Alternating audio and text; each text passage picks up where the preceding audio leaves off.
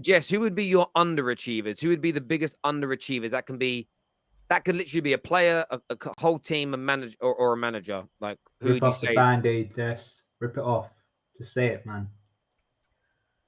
It's gotta be Liverpool, man. It Yeah. has to be. It's just, like with the quality that you guys have from going from what all those finals and almost doing the quad to what it is now. I mean, it is outstanding how weird Liverpool, so it has to be Liverpool. But Klopp said it takes time to rebuild, so let's see how long it takes. What are you saying, Jess? You had the 2020 vision, Jess. You saw this from 2 years ago.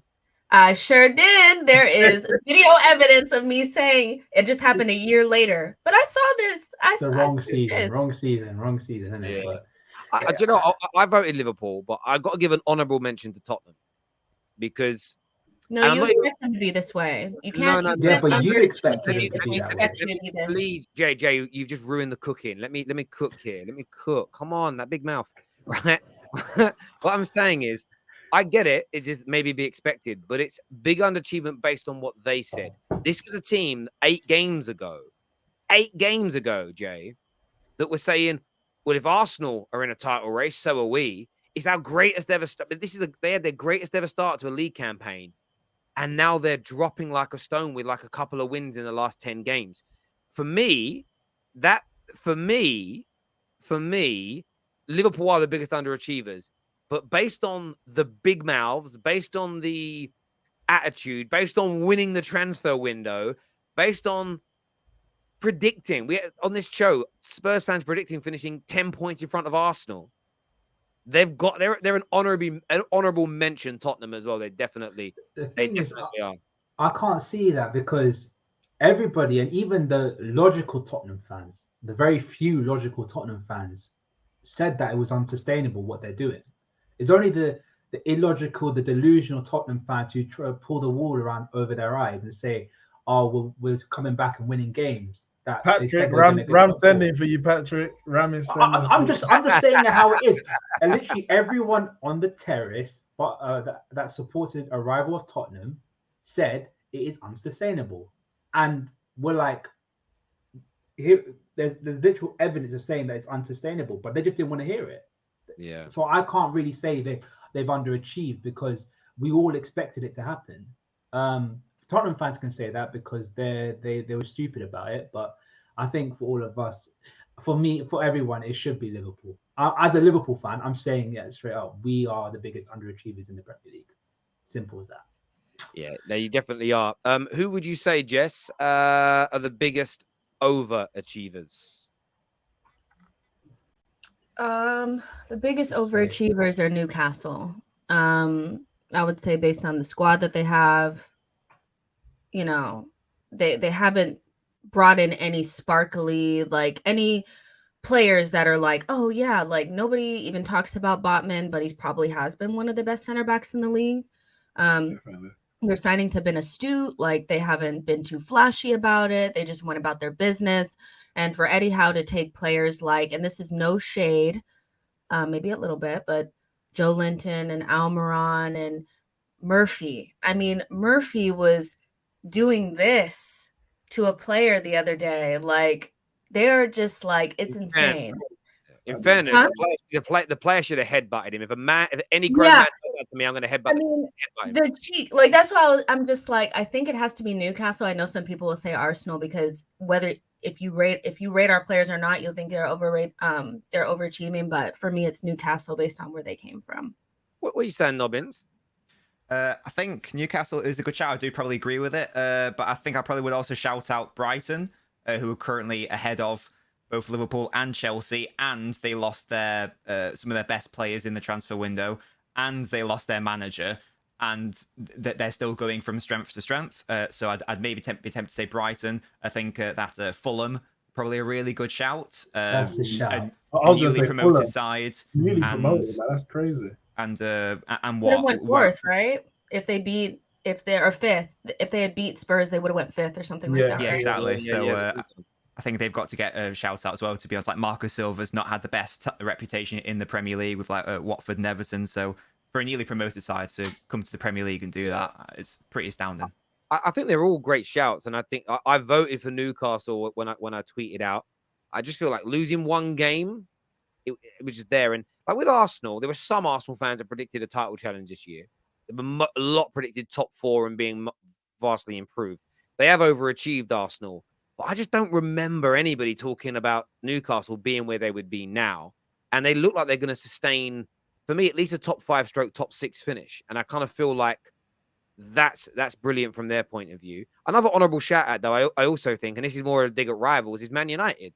You know, we're sitting where we are in the league. Yes, we've got a good squad and a brilliant manager, and we spent money. But I remember every prediction show I watched on other channels. I remember the live event we did at the Terrace, where the highest prediction anybody gave us was 6. Most people were saying between 7th and 8th, some saying 10th. Everyone, after those first 2 games, everyone wrote us off. Even 6 episodes ago on the top 6, I remember asking the panel, do you think Man United can make the top 4?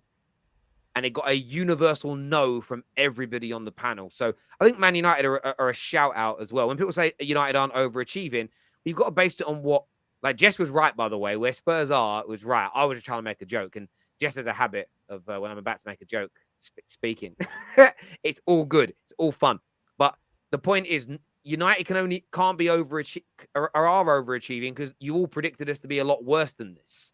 So if you said we're coming 6th and we're currently sitting 4th, probably going to be coming 3rd, playing football the way we are improving, we're overachieving based on what you all predicted. We're not saying we're overachieving. The way I know what you're doing, we're not overachieving for a club our size, but we're talking about this season in isolation. To say United aren't overachieving, I think it's disrespectful. But yeah, I think Newcastle have won that. And finally, the big one, people. Who is your player of the year, Ram? Who's been the best player so far in the Premier League? I said it already. I'll say it again. It's Erling Haaland. The closest player to him, I'd say, is Martin Odegaard, his fellow Norwegian compatriot. But for me, Haaland has just been cut above everybody else. And his goal scoring records, his feats, scoring hat tricks and everything. Has he broken like the record of hat tricks in a season or something? No, He's one off equaling it. Yeah. Oh, he's equaling it. So it that says it all, man. Like it for me is Haaland. Shout out to Odegaard, been a great player. Because he's a tap-in merchant. That's what it tells me. I mean, you make your own luck, and if you have world-class positioning, you get those tap-ins. So that's how I see it. So for me, yeah, Haaland. But shout out Odegaard. He's been sick as well, man. He's been sick. I'm going Odegaard. I went Haaland young player, and I think that's fair. I think Arsenal will win the league from the position that we're in, 5 points clear of a game in hand. Odegaard has been the best player on the best team in the league and captain. He has literally led this team to this position. I'm not saying it's a one-man marching band, but he has been the leader, the driving force behind where they are right now. And if he continues this to the end of the season, he will be let's say the biggest reason, other than Arteta, the biggest reason for Arsenal winning the league. Not to take away from Saka, not to take away from Partey, Ramsdale, whatever. But I put winning. I put the task of winning to a high level, I have a high regard. And if you can lead a team to the trophy, I think that's more impressive than just, I know it's an individual award, but just your individual performance. I'm not saying Haaland's the reason why City might not win the league, but ultimately, if his goals end up with City finishing second, was his performances more important? Were his goals more important than what Odegaard is doing? You have to say no. So based on that, I will go Odegaard. What are you saying, Nobbins? Odegaard, Haaland, or someone else? Obviously, shout out Odegaard and Saka, but I can't look past Erling Haaland. He's played 19 games and he scored 25 goals, and he scored 4 hat tricks, and he scored 3 consecutive home hat tricks, and he's beaten the person who got to 4 hat tricks the quickest, Ruud van Nistelrooy, by about 40 games. And his performances and goals have been masking some very tepid Manchester City performances. I don't buy this weird narrative that Haaland's made City worse. That's lazy, and in my opinion, if anything, I think it's the opposite. If we're to assume that he well, if he scores at the same rate, he'll score 50 goals. If it gets to like 40, I don't really know what argument you can make against it, because he would have broken Salah's record by 8 goals, and he'll have broken Andy Cole and Alan Shearer's record by 6 goals when Shearer and Cole played in a league where they had more games to play. So I don't really understand how you can look past him to people who say, oh, tapping merchant. That to me tells you don't actually understand football, because there is no such thing as a tapping merchant at this level of the game. If it was as easy as, oh, I'll just stand in front of the goal and score some goals, then City wouldn't have bothered signing Erling Haaland. They would have just signed some random Donny from the academy. But that isn't how it works, because it's called having go back and watch Haaland. If you genuinely think that Haaland's a tapping merchant, go back and watch his goals and notice how he creates his own space by his very subtle but very intelligent movement and positioning. It's not a coincidence that he's always in the right place at the right time for a quote tap in. It's because he's created that space himself. He's created that goal for himself. He creates space for others. So yeah, that's my rant. I hear you on that. Jess, I assume I know who you're going for.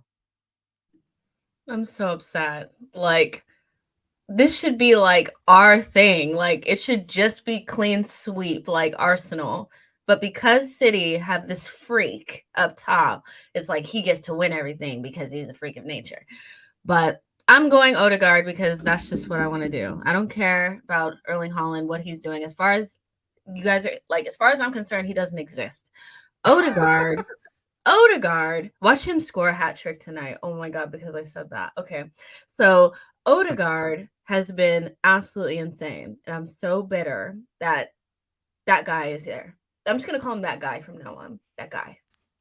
That But I guy. mean, me and Nobbins can relate, because whenever City have won the league, a Liverpool player won Player of the Year. Whenever we won the league, well, that time we won the league, City. Whenever, once in 30 years. Yeah, that The one time. one time we won the league, I was do. a City player that got it. I get what Jesse's saying. Man United won a fucking treble, and David Ginola won Player of the Year. It didn't even make sense. The irony is, we had so many people that could have won it that year for what they did in the Prem, what they did. It was one of those years where the whole team, the 11 PFA, it should have been Man United players. Like, if you're going to go with who actually were the best, no one outperformed us that year anywhere, at any point.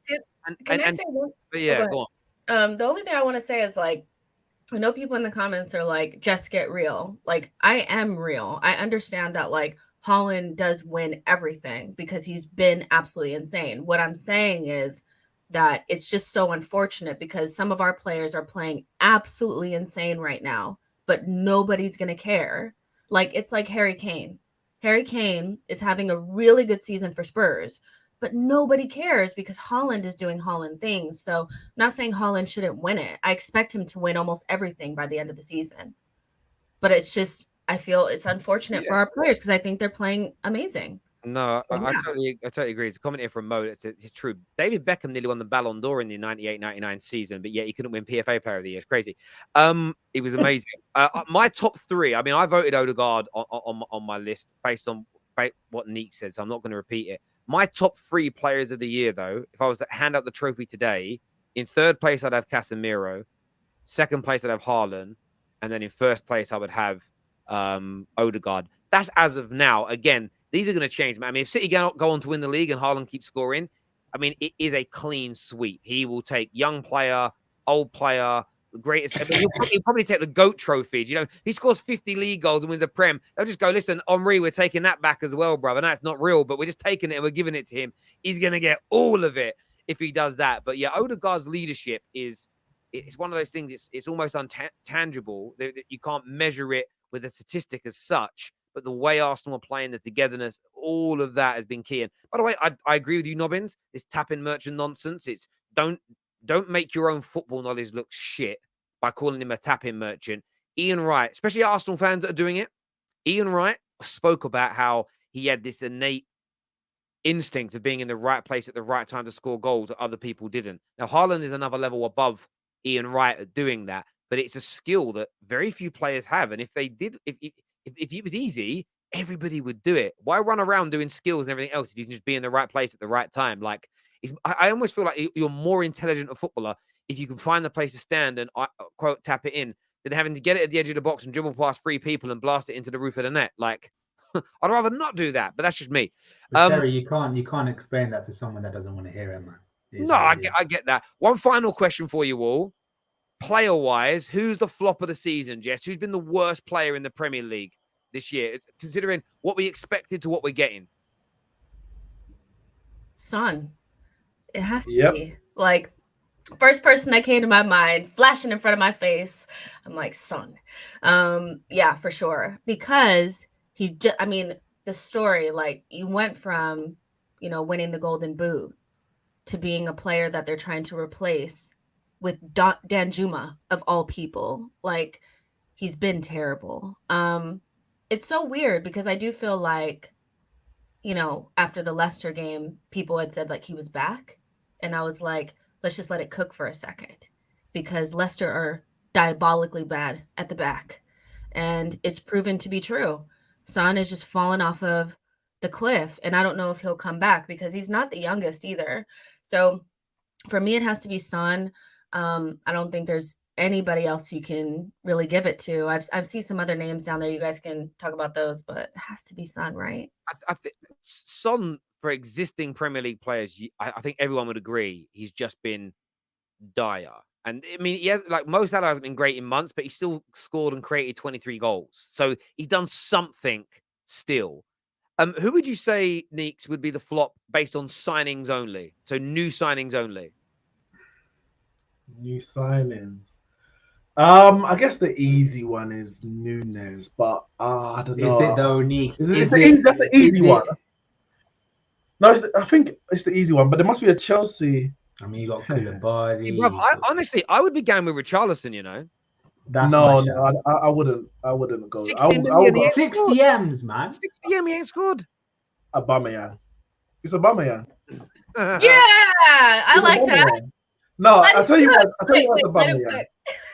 Because they signed him and they thought this is like, we're going to get one over on Arsenal. We're going to show you that you were the reason why. Out with Lukaku, in with Aubameyang. He's been worse. He's been worse than the guy that you lot hounded out. I say hounded out, he wanted out. He's been worse. He's not even starting and you ain't got a striker. Like, that's how, like, Richarlison, as bad as he might have been, or, statistically anyway, Spurs fans are like, get him on this pitch. Son needs to be dropped. Nobody's calling for Aubameyang to get on that pitch. I think it has to be him. And he probably was the cheapest of all the signings this summer. I'm not, yeah. Leave my guy, leave my pigeon guy, Richarlison alone, man. I hear you on that. Yeah, I mean, he's definitely there. I think, Basuma's a lot of people saying Basuma, Koulibaly. I'm saying, obviously, we're saying Anthony, but again, Anthony's done more than Richarlison, so he can't be. It just doesn't done more than Son. He can't be. Like, it just doesn't work like that. I know. What's happened to Calvin? Calvin Phillips is a great shout. What a shocker that's been. Barely played, always injured, and when he did come back, man was fat. Nobbins. He's there, Nobbins. How impressive you've been with Phillips? Well, just before I go on Phillips, my suggestion was going to be maybe Cucurella for Chelsea. Big money, and every time I've seen him, he's been poor. I know it's early days, maybe it's not fair to judge, but you asked for a new signing. Yeah, Phillips is an easy one. I genuinely forgot that he played for look, he has been unfortunate. He signed for us, and I think he dislocated his shoulder pre-season. He had to have surgery on that, so he basically missed all of the season before the World Cup, and they did come in against Southampton, and it wasn't just his fault. That was the worst game from a number of City players that day. But yeah, so I think Phillips is probably a decent shout, but he wasn't brought in, unlike the likes of like Cucurella, for example, who you'd expect, or Koulibaly, who you'd expect to start and be into the team. Phillips was only ever brought in to be a deputy to Rodri anyway, and him being rubbish hasn't really impacted City anyway. And also mitigating circumstances because of the injury. But yeah, my shout would be Cucurella. It's a great one. It's a great shout.